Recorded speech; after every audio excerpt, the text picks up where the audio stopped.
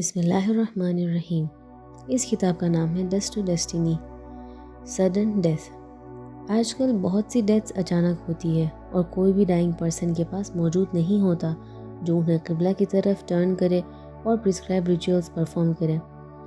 Unfortunately normal deaths کم ہو گئی ہیں اور سڈن ڈیتھس بڑھ گئی ہیں due to accidents, unforeseen incidents اور پریویلنٹ کیسز آف اسٹروک یا پھر النیسز جو لوگوں کو بنا کسی ریلیٹیوز کے جو یہ ریچولز پرفارم کر سکے ہاسپٹل بیڈ پہ ریسٹرکٹ کر دیتی ہے۔ اگر ایک پیشنٹ امپینڈنگ ڈیتھ کے سائنس دکھاتا ہے تو یہ ہائیلی بینیفیشل ہوتا ہے اگر کوئی ان کے آس پاس انہیں قبلہ کی طرف ٹرن کرنے کا اوبلیگیٹری ریچول پرفارم کرے۔ ایک سملر کویسچن ہولی پروفیٹ سے پوچھا گیا تھا۔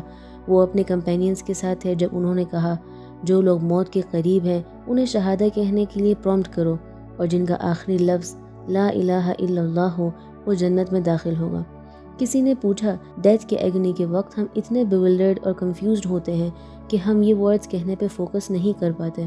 اس وقت جبرائیل آئے اور پروفیٹ سے کہا اب جب آپ ہیلدی اور الرٹ ہیں لا الہ الا اللہ کہو اگر آپ چاہتے ہیں کہ یہ آپ کے دل میں رہے۔ صرف زبان سے کہنا بنا دل میں ہونے کا کوئی ویلیو نہیں رکھتا، امپورٹنٹ یہ ہے کہ دل میں ایمبیڈڈ ہو۔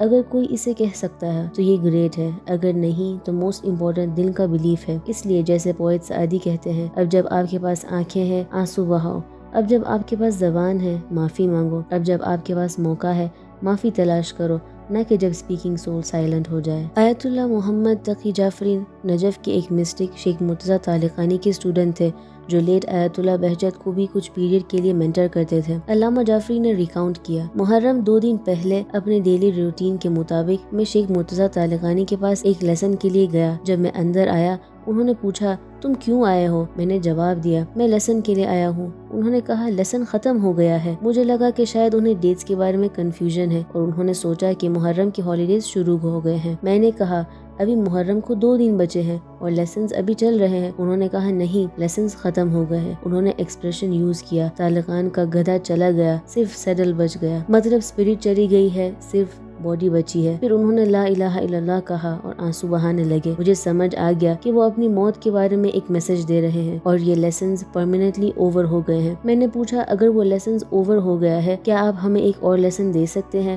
انہوں نے ایک پوئم ڈیسائیڈ کی جب تک آپ کر سکتے ہو محنت کرو، کیونکہ جب آپ ایکٹ نہیں کر پاؤ گے آپ کو پچھتانا پڑے گا۔ امامز کے ورڈز اور پریئرز میں ڈیتھ کے لیے پریپیئرڈنیس کے فریکوینٹ ریفرنسز ہوتے ہیں۔ امام سجاد علیہ السلام کی ایک بہت خوبصورت دعا ہے جو لوگوں کو میمورائز کرنے اور اپنے سجدے یا قنوت میں ریسائٹ کرنے کے لیے ریکمینڈ کی جاتی ہے۔ دعا یہ ہے او اللہ مجھے اس دھوکے باز دنیا سے کم اٹیچڈ کر، میری اٹینشن اٹرنل ابوڈ کی طرف ڈائریکٹ کر اور مجھے موت کے آنے سے پہلے تیار کر۔ ہماری ریلیجیس ٹیچنگز میں ریپینٹنس اور امینڈس کرنا امیڈیٹ obbligations کنسیڈر کیا جاتا ہے۔ تھیولوجیکل ڈسکشنز میں یہ اگریڈ اپون ہے کہ ریپینٹنس ایک امیڈیٹ ڈیوٹی ہے جسے قرآن سے انفرڈ ہوتا ہے۔ ریپینٹنس اور امینڈس کو ڈیلے کرنا یعنی ممکن ہے یہ اپارچونیٹی کمپلیٹلی مس ہو جائے۔